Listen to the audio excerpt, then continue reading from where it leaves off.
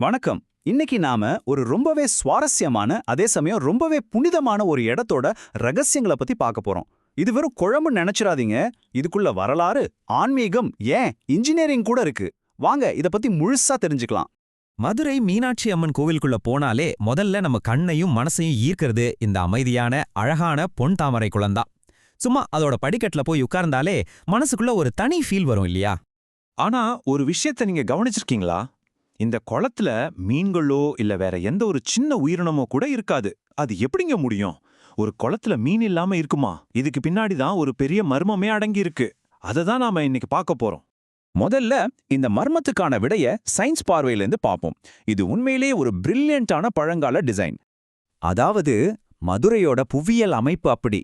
அது ஒரு மழை மறைவு பிரதேசம். அதனால அங்க மழை ரொம்பவே கம்மி. கிடைக்கிற ஒவ்வொரு சொட்டு தண்ணியும் தங்கம் மாதிரி ரொம்பவே விலைமதிப்பற்றது. இந்த மீனாட்சி அம்மன் கோவில் எவ்வளோ பெருசு தெரியுமா? கிட்டத்தட்ட 12 ஏக்கர் பரப்பளவு. அப்ப யோசிச்சு பாருங்க, அதுவே ஒரு பெரிய மழைநீர் சேகரிப்பு ஏரியா மாதிரி தான். ஆமாங்க, இந்த குளம் தான் அந்த கோவிலோட மொத்த வாட்டர் மேனேஜ்மெண்ட் சிஸ்டத்தோட இதயம். கோவிலோட கூரை தரன்னு எங்க மழை பெஞ்சாலும் அந்த மொத்த தண்ணியும் நேரா இந்த குளத்துக்குள்ள வந்து சேர்ற மாதிரி ஒரு அட்டகாசமான மழைநீர் சேகரிப்பு அமைப்பை உருவாக்கியிருக்காங்க. இது பிராக்டிக்கலான ஒரு காரணம். ஆனா கதை இதோட முடியல. சரி, இப்ப சயின்ஸை கொஞ்சம் ஓரமா வச்சுட்டு ஆன்மீகத்துக்குள்ள போவோம் வாங்க. இந்த குளத்துக்கு பின்னாடி இருக்கிற தெய்வீகமான கதைகளை கேட்கலாமா? ஒரு கதைப்படி தேவர்களோட ராஜாவான இந்திரன் ஒரு தப்பு பண்ணிடுறாரு. அதுக்கு பரிகாரமா சிவபெருமானுக்கு 1000 தாமரைப்பூ வச்சு பூஜை பண்ணணும். அவரும் ஒரு குளத்துல பூ பறிக்க, என்னடா அது 999 பூ தான் கிடைக்குது, கடைசி ஒரு பூவுக்கு எங்க போறதுன்னு மனசு உடைஞ்சு சிவனை வேண்டார். அப்போ அந்த குளத்தோட நடுவுல இருந்து தகதகன்னு ஒரு தங்கத்தாமரைப்பூ தானா மலர்ந்ததாம். அந்த பொன்னாலான தாமரை, அதாவது கோல்டன் லோட்டஸ் மலர்ந்ததால தான் இந்த குளத்துக்கு பொற்றாமரை குளம்னு பேர் வந்துச்சு. சூப்பரா இருக்குல்ல இந்த கதை? ஓகே, குளத்துக்கு பேர் வந்த கதை தெரிஞ்சிடுச்சு. ஆனா நம்மளோட முதல் கேள்வி, மீன் ஏன் இல்ல? அதுக்கு தான் இன்னொரு கதை இருக்கு. ஒரு நாரைக்கு சிவன் கொடுத்த வரம் தான் அதுக்கு காரணமா. பசியால ரொம்ப வாடிப்போன ஒரு நாரை இந்த குளத்துக்கு வருது. குளத்துல இருந்த மீன்களை பார்த்ததும் அதுக்கு சாப்பிடணும்னு ஆசை. ஆனா இது ஒரு புனிதமான குளம்னு தெரிஞ்சதும் தன்னோட பசியை கட்டுப்படுத்திக்கிட்டு அந்த மீன்களை தொடாம இருந்துடுது. அதோட பக்தியை பார்த்து மனமிறங்கிய சிவன் அதுக்கு முன்னாடி தோன்றி என்ன வரம் வேணும்னு கேக்குறாரு. அதுக்கு அந்த நாரை, சாமி, என்ன மாதிரி வேற யாரும் ஆசைப்பட்டு இந்த குளத்தோட புனிதத்தை கெடுத்துடக்கூடாது, அதனால இந்த குளத்துல மீன்களே இல்லாம பண்ணிடுங்கன்னு ஒரு அற்புதமான வரத்தை கேக்குது.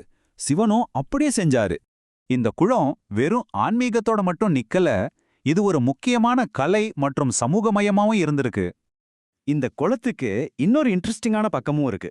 பழங்காலத்துல தமிழ் சங்க புலவர்கள் எல்லாம் அவங்க எழுதின படைப்புகளை இந்த குளத்துல போட்டு டெஸ்ட் பண்ணுவாங்களாம். தரம் நல்லா இருந்தா அந்த படைப்பு மிதக்கும், இல்லைன்னா மூழ்கிடும்னு ஒரு நம்பிக்கை.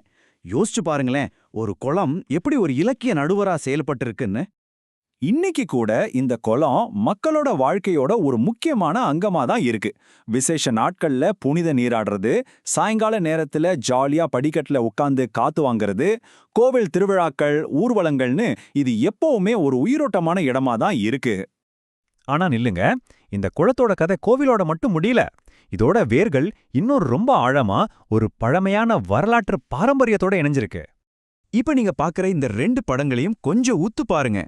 ஒன்னு கிட்டத்தட்ட 5000 வருஷத்துக்கு முன்னாடி இருந்த சிந்து சமவெளி நாகரிகத்தோட பெருங்குளம், இன்னொன்னு நம்ம பொற்றாமரை குளம். 2க்கும் இருக்கிற ஒற்றுமையை பாத்தீங்களா? ஆச்சரியமா இருக்குல்ல? இந்த அட்டவணையை பார்த்தா இன்னும் தெளிவா புரியும். சடங்குகளுக்காக குளிக்கிறது, புனிதப்படுத்துறது, மக்கள் ஒண்ணு கூடுற இடமா இருக்கிறதுன்னு 2ஓட செயல்பாடும் ஒண்ணுதான். இதுதான் ஆயிரக்கணக்கான வருஷமா தொடர நம்ம கலாச்சாரத்தோட அடையாளம். சோ நாம இதுவரைக்கும் பார்த்த எல்லாத்தையும் ஒன்னு சேர்த்து இந்த குளத்தோட உண்மையான அர்த்தம் என்னன்னு இப்ப புரிஞ்சுக்கலாம். சுருக்கமா சொல்லணும்னா, பொற்றாமரை குளம் வெறும் தண்ணி இருக்கிற ஒரு இடம் இல்ல. அது ஒரு இன்ஜினியரிங் அதிசயம், தெய்வீக கதைகள் நடந்த களம், ஒரு கலாச்சார மையம், ஒரு சமூக கூடம். அது மட்டும் இல்ல, நம்மளோட பழங்கால வரலாற்றுக்கு கூட்டிட்டு போற ஒரு பாலம். நம்ம இப்ப வாழ்ற உலகத்துல ஒவ்வொரு இடத்துக்கும் ஒரு குறிப்பிட்ட பயன்பாடு தான் இருக்கு. ஆனா ஆன்மீகம், சமூகம், இன்ஜினியரிங், வரலாறுன்னு எல்லாத்தையும் ஒன்னா சேர்த்து வச்சிருக்கிற இந்த மாதிரி ஒரு குளத்துல இருந்து நாம கத்துக்க வேண்டிய பாடம் என்ன? நீங்க என்ன நினைக்கிறீங்க? யோசிச்சு பாருங்க.